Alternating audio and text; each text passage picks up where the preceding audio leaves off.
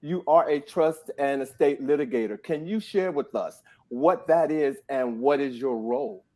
Absolutely. So, there are people who do trust and estates in various kinds of ways, but I'm a litigator, which means I go to court. I do will contests. There's family disputes. Somebody might, somebody who's a trustee of a trust runs off with the money, and so they go after him, or beneficiaries aren't happy with how things are managed. All that kind of stuff is what I get into. So.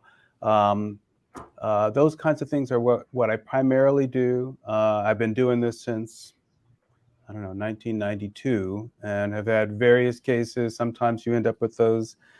One of the first cases I worked on involved Andre Cleveland's estate. Too often we don't have um, the planning done in advance, and so that's part of the reason why this has become sort of a mission for me, is really to encourage African American Black people to really make sure that they have their stuff in place.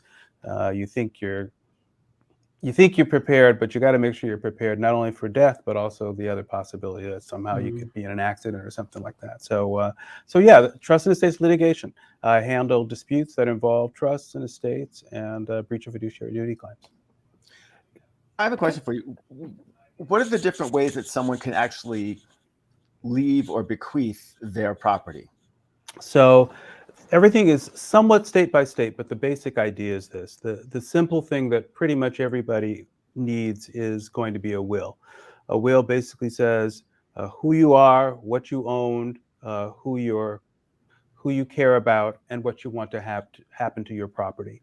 So Uh, you got to care about somebody to send them stuff, and you don't care about them if you don't. well, There goes the dividing line right there. do I really care? I don't know.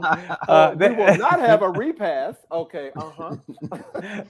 they have this term in the law: the natural objects of your bounty, the people that you'd expect your estate to go to, but ain't always true, because the folk you are in your family aren't always the ones you want to take care of.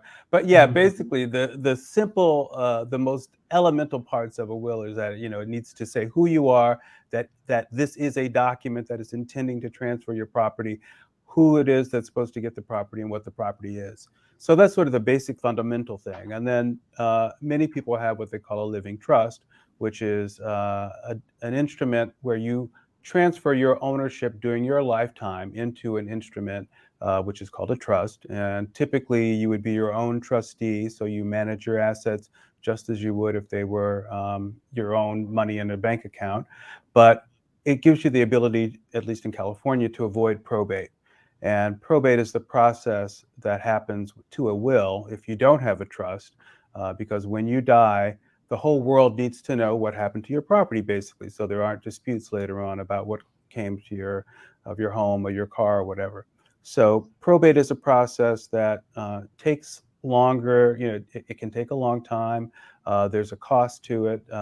Both there's attorney's fees that have to be paid, and there's an commission that has to be paid to the executor of the estate. So a trust is an instrument that helps you to avoid probate. So many people have a will and a trust as their basic estate plan.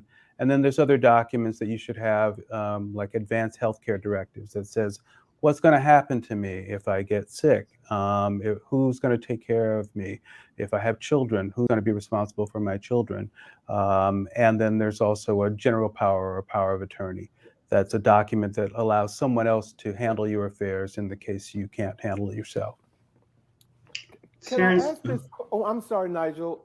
no, go ahead. I just on that note, is I don't know if this is a yes or no question, but do you have to be married or have to be legally bind to someone to have a will or trust? Into okay, all right. I'm just okay. All right. Absolutely not. You don't have to have any particular relationship. In some cases, maybe that's even more reason why you'd want to make sure, if you're single and don't have anybody in your life, if you pass away, everything's going to go to your relatives. The law assumes that the way that things are supposed to go is that first your children. If you don't have children, then to your parents. If you don't have parents, then to your children's children. And so there's a way that it happens automatically, what we call intestate succession. But if you don't say who it is that you want your property to go to. You have somebody that you care about in your life, a lover, a partner, a friend, charitable organizations. We should be supporting organizations with whatever money we have when we go away.